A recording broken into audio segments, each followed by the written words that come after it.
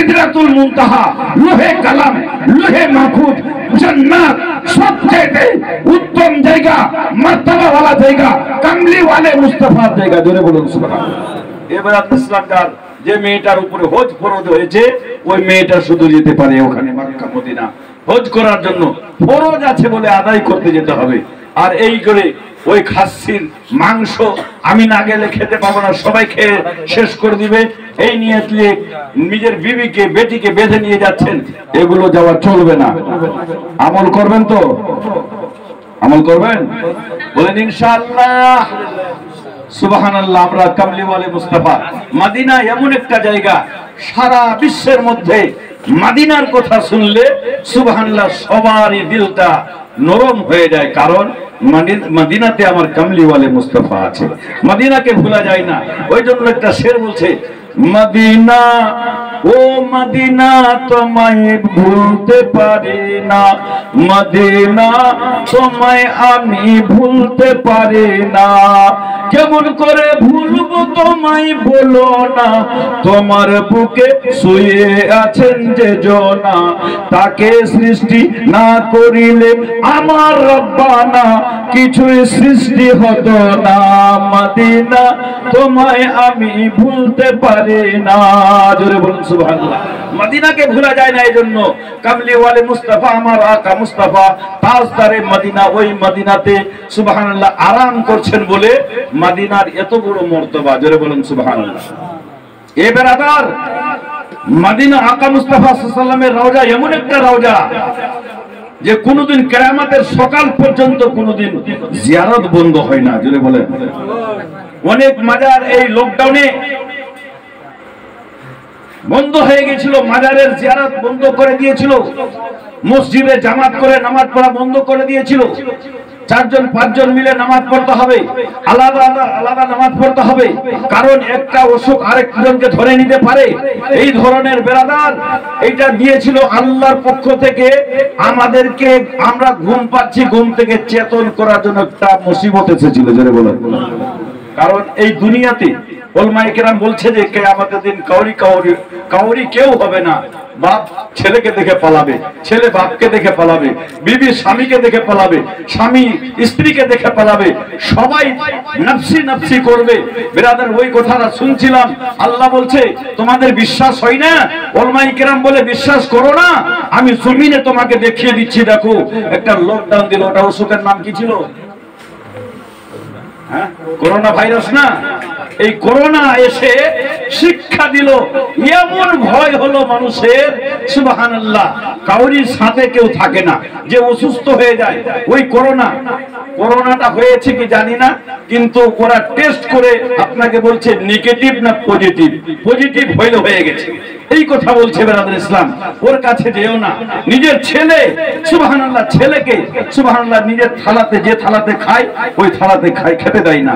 ছেলেটা যে ওই অসুস্থ ছেলে, যে ওর ভাই পজিটিভ যার হয়েছে, ও যে থালাতে খেয়েছে ওই থালাতে আর কেউ খায় না, আলাদা করে দিল।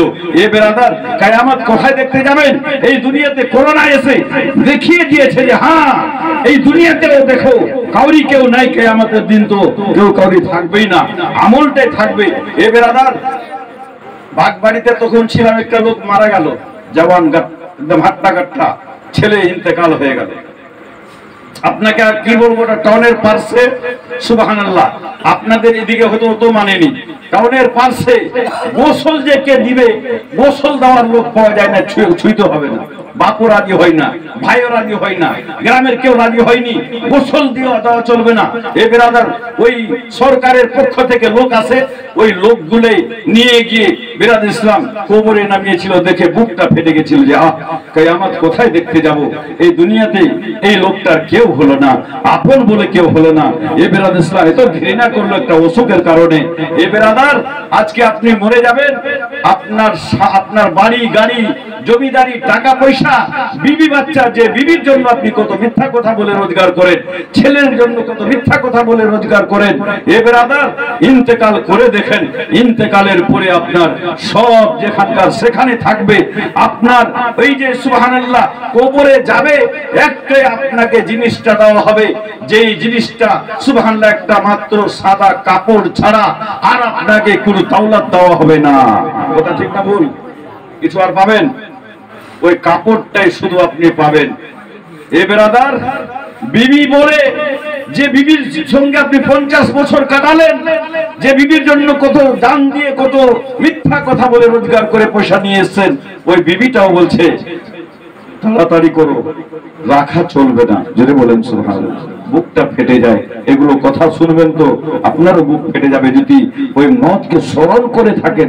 সুবহানাল্লাহ, যে বিবি আজকে বলছে আর রাখা যাবে না, তাড়াতাড়ি করো। ছেলে বলছে তাড়াতাড়ি করো, ঘর করতে যাও, এই বাসটা কাটো, কাপড় আনতে যাও, তা রাখা চলবে না। বিরাদর ইসলাম বারান্দায় গোসল দাও, গোসল করা লোক পাওয়া যায় না। এ বিরাদর ইসলাম, তবে আপনার কেউ তো কাউরি হবে না, তো আপনি কেন আপনি তওবা করছেন না, ইস্তেগফার করছেন না, কেন নামাজ পড়ছেন না? এ বেরাদার আপন বলে যদি কেউ হয় কবরের মধ্যে, তো মুহাম্মদুর রাসূলুল্লাহ সাল্লাল্লাহু তাআলা সাল্লাম আপনার কামলিওয়ালে মুস্তাফা কবরে আসবে, আর আপনার নেক আমলটা আপনার কবরের বাতি, হাসরের সাথী, জান্নাতে নিয়ে যাওয়ার পথ হবে। জোরে বলুন সুবহানাল্লাহ। নেক আমল, এই রোজা, এই নামাজ, এই দান খেরাত, এই সততা, হালাল রুজি আপনার কবরের বাতি হবে, হাসরের সাথী হবে। বেরাদর ইসলাম, আজকে আপনি আমি বুঝছি না, শুধুমাত্র দুনিয়াদারি নিয়ে ব্যস্ত।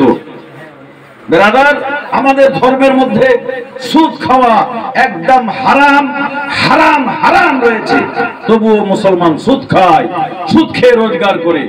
শরাব খাওয়া হারাম বলে ঘোষণা করা আছে, মুসলমানের বাচ্চা শরাব খায়। এক বাজার বিয়েতে মুসলমানিতে হারাম বলে ঘোষণা করা আছে, আপনি ডেক বাজান। এ বেরাদর ইসলাম, আজকে এইগুলো কথা, এইগুলো আমলটা আপনার নামায় আমলে এই কেরামান কাতেবিন লিখে দিয়েছে, মিটাতে পারবেন না, কিয়ামতের দিন আপনাকে পড়তে দিবে। কোন জমিনে কোথায় বসে কি কাজ করেছেন পড়েন, নিজে চোখে পড়েন। তো আপনি যদি বলেন কি পড়তে জানি না, ওটা চলবে না। ওই কেরামান কাতেবিনের আরবিকে লেখা অক্ষরটা ঝরঝর করে পড়ার শক্তি দিবেন কে? আল্লাহ আপনাকে শক্তি দিয়ে দিবেন। আপনি পড়বেন আর বলবেন, যদি মিথ্যুক থাকেন, আপনি পৃথিবীর মধ্যে মিথ্যা বলেছেন, তো ওখানে আল্লাহকে বলবেন, আল্লাহ এগুলো তো করিনি, তোমার ফেরেশতাটা বেশি বেশি লিখে দিয়েছে। তো আল্লাহ বলবে, আমার ফেরেশতা লিখে দিয়েছে? বলে হ্যাঁ। তাহলে তোমার দেহের মধ্যে সবচেয়ে প্যারা অঙ্গ সব দেহটা, এই হাত, এই চোখ, এই পা, সবকে আল্লাহ কথা বলার অর্ডার দিয়ে দিবেন। জোরে বলেন সুবহানাল্লাহ। এই শরীরের এক একটা রুম পর্যন্ত আপনার বিরুদ্ধে কথা বলবে যে না, এটা হারাম কাজ করেছে। যেই জমিনে বসে আপনি শরাব পান করেছেন, যেই জমিনে বসে সুদ লাওয়া করেছেন, যেই জমিনে বসে জিনা করেছেন, যেই জমিনে বসে হারাম খাদ্য খেয়েছেন, ওই জমিটা কথা বলবে আপনার বিপক্ষে। আল্লাহ আমার উপরে বসে আল্লাহ এই হারাম কাজ করেছে। বিরাদর ইসলাম, আপনার দেহ কথা বলবে বিপক্ষে। ওই সময় আপনার আর আওয়াজ থাকবে না, আওয়াজটা বন্ধ হয়ে যাবে, আপনার মুখটা চুপ থাকবে, দেহটা কথা বলবে। জোরে বলেন সুবহানাল্লাহ। বিরাদর ইসলাম, আজকে মানুষের বিশ্বাস হয় না। আজকে মানুষ শরাব পান করে বেটা, এই মুসলমানের বেটা সুবহানাল্লাহ, যে শরাবটা কুকুরে খায় না, কুকুর শরাব খাবে না, কিন্তু মুসলমানের ছেলে শরাব পান করে। বিরাদার, বলছিলাম যে আপনার বিপক্ষে লোক, নবীর দুশমন, ওর সাথে আমাদের কোনো লিঙ্ক থাকবে না, চলাফেরা থাকবে না। কারণ মওত হবে একদিন, কবরে আমাদেরকে যেতে হবে। যেতে হবে কি হবে না? বিরাদরান ইসলাম, আপনার সাথী হবে, কবরের বাতি হবে আপনার নেক আমল। আমলটাকে খারাপ করিয়েন না। আপনি হালাল রুজি খাবেন, আপনি মিথ্যা বলিয়েন না। বিরাদরান ইসলাম, পাপের মায়ের নাম জানেন আপনারা? জানা আছে ঘরে? যদি জানা থাকে তো বলবেন। পাপের মায়ের নাম কি? গুনার মায়ের নাম? যেমন আমার মা আমাকে জন্ম দিয়েছে, দিয়েছে কি দেয়নি? মা আমাকে জন্ম দিয়েছে, আমার মায়ের নাম আমেনা। তো পাপের মায়ের নাম তো কিছু হবে। পাপের মায়ের নাম, গুনার মায়ের নাম কি? না জানা থাকলে আজকে জেনে নেন, জলসাতে এসেছেন, জোরে বলুন সুবহানাল্লাহ। পাপের মায়ের নাম, গুনার মায়ের নাম হলো মিথ্যা। মিথ্যা গুনাহ জন্ম দেয়, মিথ্যা পাপ জন্ম দেয়। মিথ্যা কথা বললে গুনাহ হয়, মিথ্যা কথা বললে আপনার নেকিটা বরবাদ হয়ে যায়। বিরাদর ইসলাম, মিথ্যাটা যদি আপনি ছেড়ে দেন, একটাই মিথ্যা ছেড়ে দেন, মিথ্যা বলবো না, আজকে জলসাতে ওয়াদা করব আর মিথ্যা বলবো না, তো সুবহানাল্লাহ, মিথ্যা না বললে আপনার গুনাহ হবে না, জোরে বলুন সুবহানাল্লাহ। মিথ্যা না বললে গুনাহ হবে, মিথ্যা না বললে গুনাহ হয় না। এ বিরাদর ইসলাম, আর এই চোখে সুবহানাল্লাহ, হযরতে আলী শেরে খোদা কি বলছেন দেখেন। হযরতে আলী কারামুল্লাহ ওয়াজহুল করিম, হাসনাইন কারমাইনের আব্বা জান মা ফাতেমাতুজ জোহরার মাথার মুকুট স্বামী কি বলছেন, তোমার নজরে যদি এই ধরনের ছোট ছোট মেয়ে আছে তো সুবহানাল্লাহ, ওই মেয়েটাকে ওই নজরে দেখিও তোমরা, যে নজরে নিজের বেটিকে দেখো, জোরে বলুন সুবহানাল্লাহ। যুবক মেয়ে সামনে আসলে হযরতে আলী বলেন, ওই নজরে দেখিও যে নজরে নিজের বাপের বেটি, নিজের বোনকে দেখো, ওই চোখে তুমি ওই মেয়েটাকে দেখো, জোরে বলুন সুবহানাল্লাহ। গুনাহ হবে? এই নজরে দেখলে গুনাহ হবে? হ্যাঁ, বুঝতে পারছেন আপনারা? বেশি লম্বা হয়ে গেল না, কিয়াম করে দিব? হ্যাঁ, কিয়াম করে দিব সুবহানাল্লাহ। তো এই জওয়ান যদি আছে তাহলে নিজের বোনের চোখে দেখেন, আর বয়স্ক টাইপের যদি আছে আপনার চোখে, হযরতে আলী বলেন, যে চোখে মাকে দেখেছো ওই চোখে ওই মহিলাটাকে দেখো, জোরে বলুন সুবহানাল্লাহ। গুনাহ হবে না, গুনাহ থেকে বেঁচে যাবেন। এবার আপনার ইসলাম, তো আজকে আমরা কোন নজরে দেখি, কি নজরে দেখি, তো সুবহানাল্লাহ সবাই বুঝতে পারে। অনেক হারাম কাজ হয় জমিনের মধ্যে, অনেক গ্রামে অনেক কাজ খারাপ হয়, কিন্তু বিরাদর ইসলাম অনেক লোক আছে জানা সত্ত্বেও ওটা প্রকাশ করবে না। এটা নিজের লোক, ঢেকে রেখে দাও। এখানে তো ঢেকে দিলেন, মরার পরে ঢাকবে? মরার পরে আর ঢাকবে না, মরার পরে আপনার উজাড় করে দিবে। সুবহানাল্লাহ, আজকে সুবহানাল্লাহ যেভাবে ডিউটি আজকে ওলামায়ে কেরামের উপরে করে, ইমামের উপরে করে, ওই মতো যদি ডিউটি গ্রামের নেতা মাতা সমস্ত বিজ্ঞ লোক যদি সমাজের দিকে নজরটা ফিরায়, সমাজে কোনো গুনাহ হবে না, জোরে বলুন সুবহানাল্লাহ। ঠিক বলছি না ভুল? ব্রাদার, আপনি যেমন আছেন, যে ইমাম সাহেব আজকে নেই, খুঁজলেন আপনি, তো আপনার সমাজে আপনাকে ক্ষতি করেছে, আপনি দেখেন আপনার সমাজে, আপনার গ্রামে, আপনার সমাজের মধ্যে কোথায় কি গুনাহ কে করলো, চট করে ওটা নিয়ে সুবহানাল্লাহ শাসন করেন, ওকে সাজা দেন। যে সাজাটা পাওয়ার যোগ্যতা আছে ওই সাজা দিলে আস্তে আস্তে করে গুনাহ ওই কাজটা করবে না সমাজের যুবক, জোরে বলুন সুবহানাল্লাহ। তো বিরাদর ইসলাম, আজকে আপনি 50,000 টাকা জরিমানা করে দিবেন একটা বিচারে গিয়ে, সুবহানাল্লাহ জরিমানাটা লেখা নেই কোথাও, আপনি শরীয়ত হিসাবে জরিমানা করতে পারবেন না, টাকার জরিমানা কোথাও লেখা নেই। তো সমাজটাকে কন্ট্রোল রাখার জন্য, এক অপরকে ভয় দেওয়ার জন্য এটা করে মানুষ। কিন্তু বিরাদর ইসলাম, যেমন আপনি 50,000 টাকা লাগালেন ওই বিচারে, সুবহানাল্লাহ এই মতো এই সাজাটা বেনামাজিকে দেওয়া দরকার, যদি বলুন সুবহানাল্লাহ। যে নামাজ পড়বে না, ওর প্রত্যেকটা দিন 5 টাইমের নামাজ কাজা করলে রাত্রিবেলা 500 টাকা একটা খাতা থাকবে, দিয়ে দিতে হবে 500 টাকা মাত্র। যে 5 টাইম নামাজ পড়বে না, 500 টাকা দাও। এটা যদি কানুন করা যায় তো নামাজি বাড়বে না কমবে? 50,000 টাকার এই যে 62,000 টাকার প্যান্ডেল করলাম, জালসা করলাম, তো আফসোস লাগে। আমি একটা হারানো বিজ্ঞপ্তি বলছি, আমার জিনিসটা হারিয়ে গেছে। আমি ইমাম, তো আমার কিছু জিনিস হারিয়ে গেছে। যে কোন জিনিস হারিয়েছে আপনারা যদি কোথাও দেখবেন গ্রামের মধ্যে, তো একটু আমাকে খবর দিবেন, আমার কাছে পাঠাবেন। কি জিনিস হারাচ্ছে ইমাম সাহেব? সুবহানাল্লাহ, যে রমজান মাসে ছিল, তো কিছু আমার সুবহানাল্লাহ লোক ছিল যার গায়ে পাঞ্জাবি ছিল, মাথায় টুপি ছিল, সুবহানাল্লাহ সব ওযু করত, এইগুলো কিছু নামাজিটা হারিয়ে গেছে আমার। হারাল থেকে হারায়নি, রমজানের মধ্যে বেশি ছিল, মাথায় টুপি ছিল, পাঞ্জাবি ছিল, আর সুবহানাল্লাহ জিকির আজকার করত, এখন আর দেখতে পাওয়া যায় না, কোথায় হারিয়ে গেল। এই ধরনের লোককে যদি আপনারা দেখেন তো চট করে মসজিদে পাঠাবেন আমার কাছে। আমার ওটা মুক্তাদি হারিয়ে গেল, খুঁজে পাই না। আপনাদের নজরে লাগে না? রমজানের জোশ কেমন ছিল নামাজির? নামাজ শেষ এক মাসের নামাজি হয়েছিল। আর এমন এমন নামাজি আছে ফের তারাবিতে ভিড় লাগাতে আসে, রোজা রাখে না দিনের বেলা, এরকম লোক আছে।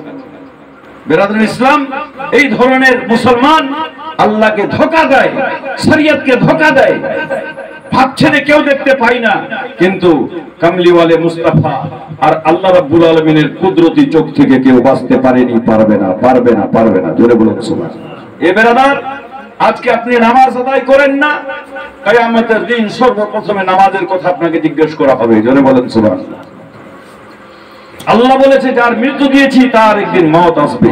আইনামা তাকুনু ইউদরিকুমুল মাউত, যেখানেই থাকো, যেই অবস্থায় থাকো, মওত কাউকে ছাড়েনি, আপনাকেও ছাড়বে না।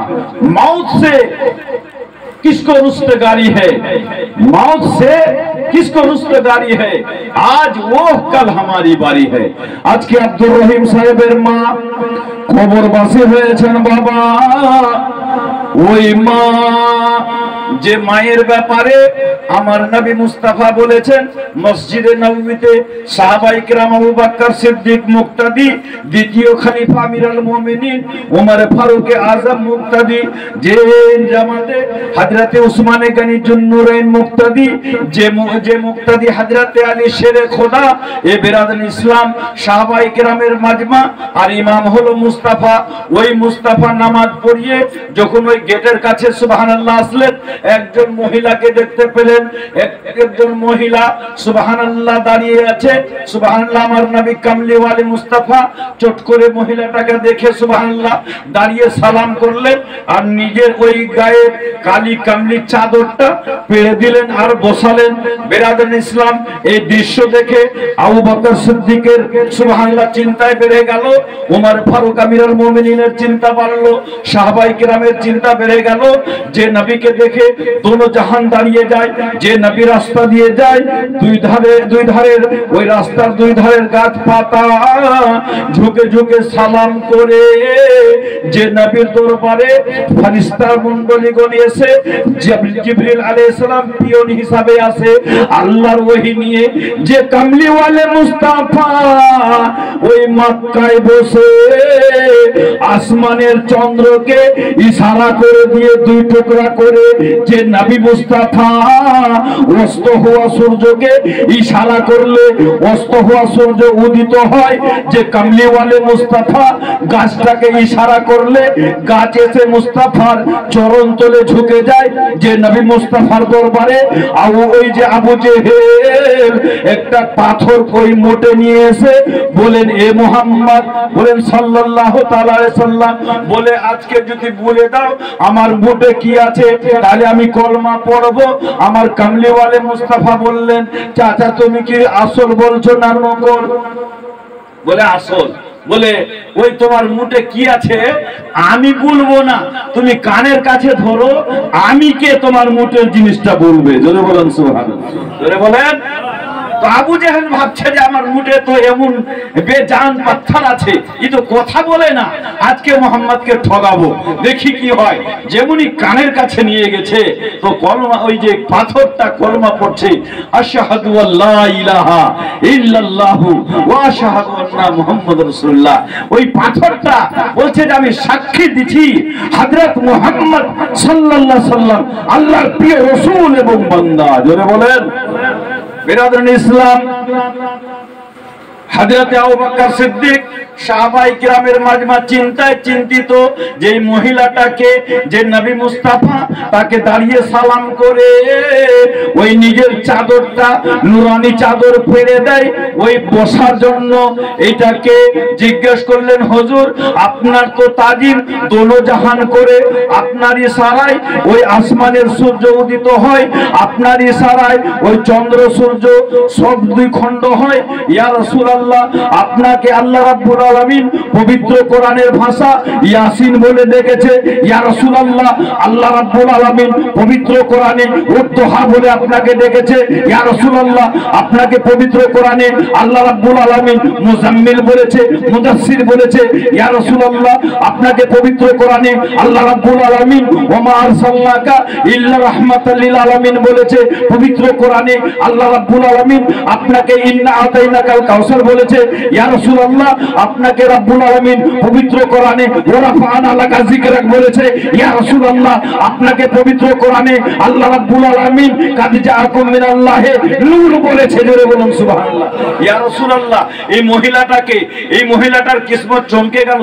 আপনি দাঁড়িয়ে গেলেন হুজুর, আপনি ইজ্জত করলেন। এটা কে? আমার কামলিওয়ালে মুস্তাফা বলেন, এ আবু বকর শুনো, যেমন তুমি আবু বকর হয়ে আসলে সিদ্দিকে আকবর হয়েছো, এই উমর তুমি উমর হয়ে এসো ফারুকে আজম হয়েছো, এই উসমান তুমি উসমান হয়ে এসে জুন্নুরাইন হয়েছো, এই আলী তুমি আলী হয়ে এসে তুমি হায়দারে কাররার হয়েছো। এই মহিলাটাকে তুমি জানো না? যে মহিলাটার দুগ্ধ পান করে তোমার কামলিওয়ালে মুস্তাফা তোমাদের সামনে আছে।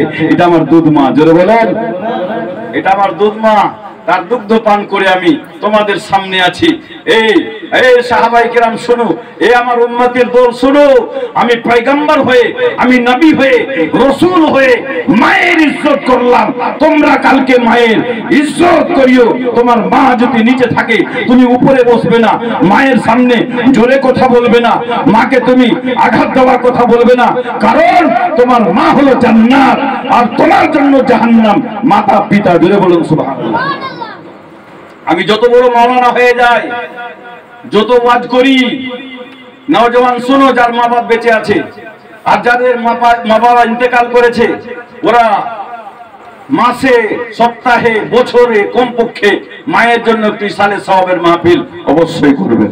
বড় করে না পারলে 10 জন কোরআন শরীফ পড়িয়ে 10 জনকে কবর জিয়ারত করতে গিয়ে একটু বাড়িতে ইমাম সাহেবকে ডেকে দোয়াটা তো করতে পারবেন। জোরে বলেন সুবহানাল্লাহ। এটা তো করতে পারবেন, এটা বেটার হক আদায় করবেন। বেরাদুল ইসলাম, তাই নবী মুস্তাফা বলেন, আমি রাসূল হয়ে, পয়গম্বর হয়ে দুধ মায়ের ইজ্জত করলাম, তাজিম করলাম।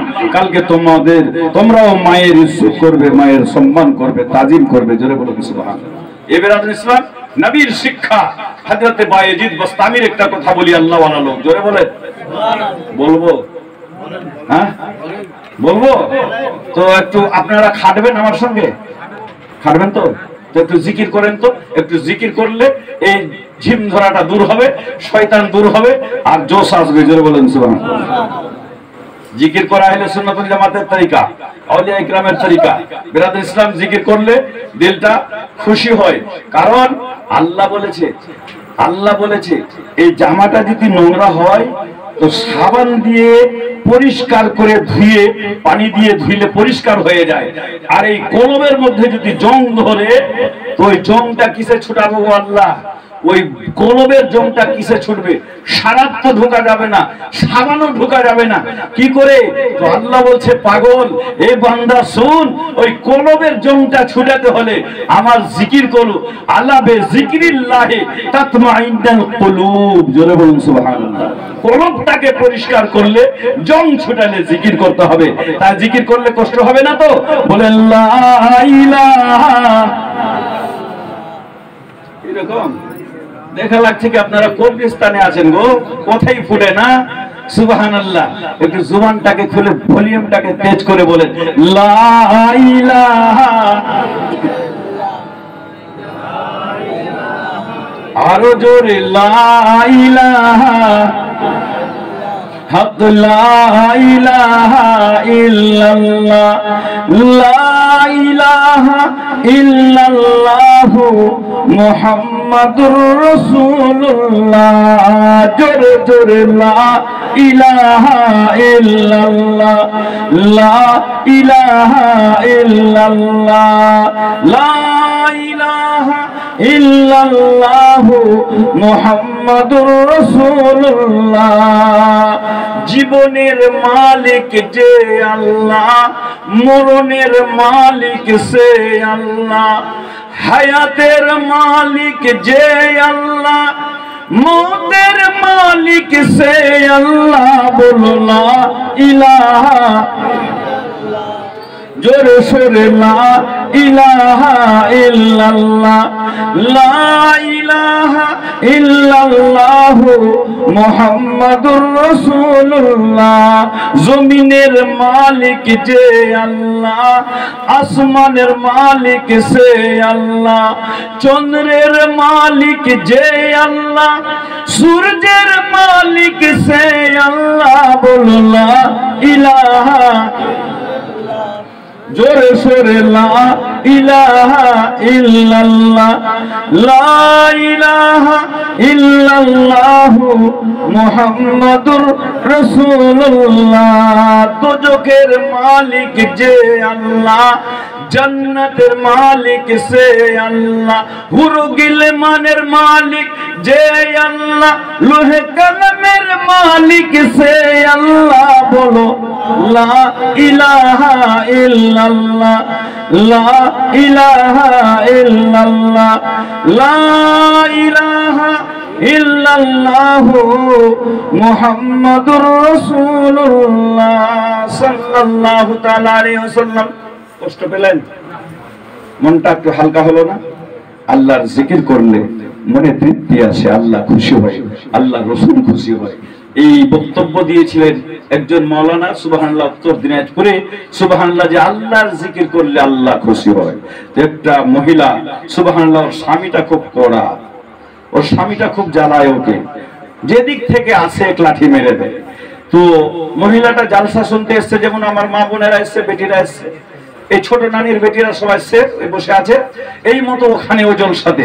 সুবহানাল্লাহ, তো ওই মহিলা আল্লাহর বান্দে জলসাটা মনোযোগ দিয়ে শুনেছে যে মাওলানা সাহেব বলল আল্লাহর জিকির করলে আল্লাহ খুশি হয়।